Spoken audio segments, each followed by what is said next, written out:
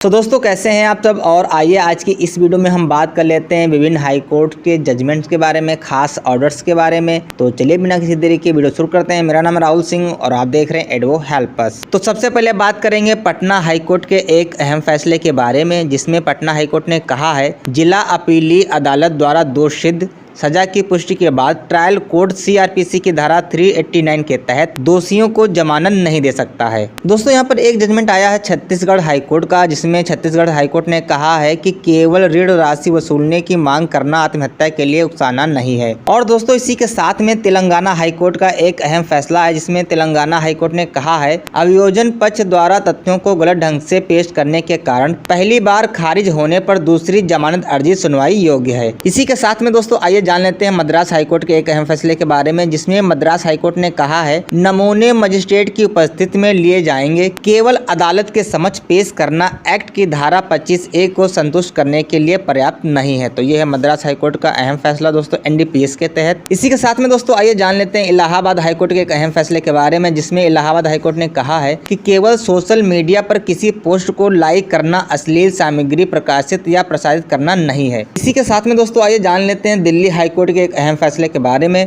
जिसमें दिल्ली हाईकोर्ट ने कहा है कि पीएमएलए की धारा 50 के तहत समन जारी करने की ईडी की शक्ति में गिरफ्तारी की शक्ति शामिल नहीं है। दोस्तों इसी के साथ में आइए जान लेते हैं जम्मू एंड कश्मीर हाईकोर्ट के एक अहम फैसले के बारे में, जिसमें जम्मू एंड कश्मीर हाईकोर्ट ने कहा है कि लोक अदालत के अवार्ड को डीम्ड डिग्री सीपीसी की धारा 96 के तहत आगे की अपील की अनुमति नहीं है। इसी के साथ में आइए जान लेते हैं कर्नाटक हाईकोर्ट के एक अहम फैसले के बारे में, और जिसमें कर्नाटक हाईकोर्ट ने कहा है कि हिंदू उत्तराधिकार अधिनियम पति के दावे के बावजूद मां मृत बेटे की पैतृक संपत्ति में हिस्सेदारी का दावा कर सकती। इसी के साथ में दोस्तों बात करेंगे केरल हाईकोर्ट के एक अहम फैसले के बारे में, जिसमें केरल हाईकोर्ट ने कहा है पत्नी को खाना बनाना नहीं आता, तनावपूर्ण विवाह को सुधारने के लिए पति के नियोक्ता की मदद लेना क्रूरता नहीं। इसी के साथ में दोस्तों बात करेंगे कलकत्ता हाईकोर्ट के एक जजमेंट के बारे में, जिसमें कलकत्ता हाईकोर्ट ने कहा है कि अनुकंपा रोजगार में विवाहित और अविवाहित बेटी के बीच अंतर करना सेक्सिस्ट। दोस्तों बात कर लेते हैं केरल हाईकोर्ट के एक फैसले के बारे में, जिसमें केरल हाईकोर्ट ने कहा है कि क्रूरता के घटक के बिना दहेज की मांग आईपीसी की धारा 498A के तहत अपराध नहीं। दोस्तों बात करेंगे इलाहाबाद हाईकोर्ट के एक अहम फैसले के बारे में, जिसमें इलाहाबाद हाईकोर्ट ने कहा है पॉक्सो एक्ट SC/ST एक्ट पर हावी सीआरपीसी की धारा 438 के तहत अग्रिम जमानत याचिका सुनवाई योग्य है, जहां आरोपी पर दोनों के तहत एक्ट आरोप लगाए गए हैं। दोस्तों बात करेंगे कर्नाटक हाईकोर्ट के एक फैसले के बारे में, जिसमें कर्नाटक हाईकोर्ट ने कहा है कि चेक राशि चुकाने की कंपनी की देनदारी कार्यालय धारकों में बदलाव से प्रभावित नहीं होती।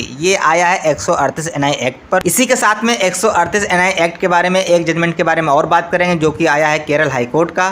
इसमें केरल हाईकोर्ट ने कहा है कि अदालतों को आरोपी को सजा सुनाते समय शिकायतकर्ता को चेक अमाउंट के अनुरूप मुआवजा देना चाहिए। दोस्तों इसी के साथ में केरल हाईकोर्ट के एक फैसले के बारे में और बात करेंगे, जहां केरल हाईकोर्ट ने कहा है कि विवाह समझौते के तहत साथ रह रहे जोड़े पति पत्नी नहीं, धारा 498 के तहत मुकदमा नहीं चलाया जा सकता। दोस्तों इसी के साथ में आइए बात कर लेते हैं झारखंड हाईकोर्ट के एक अहम फैसले के बारे में, जिसमें झारखंड हाईकोर्ट ने कहा है कि इंडोर पेशेंट और आउटडोर पेशेंट के बीच भेदभाव करके मेडिकल प्रतिपूर्ति से इनकार नहीं कर सकते हैं। तो दोस्तों ये थे विभिन्न हाईकोर्ट के कुछ खास जजमेंट्स, ऑर्डर्स, और आई होप आपको ये जानकारी पसंद आई होगी। और इन जजमेंट्स को आप अपने मुकदमे के अनुरूप लगा सकते हैं जहाँ पे आपको सुटेबल लगे। और मिलते हैं नेक्स्ट वीडियो में, तब तक के लिए जय हिंद जय भारत।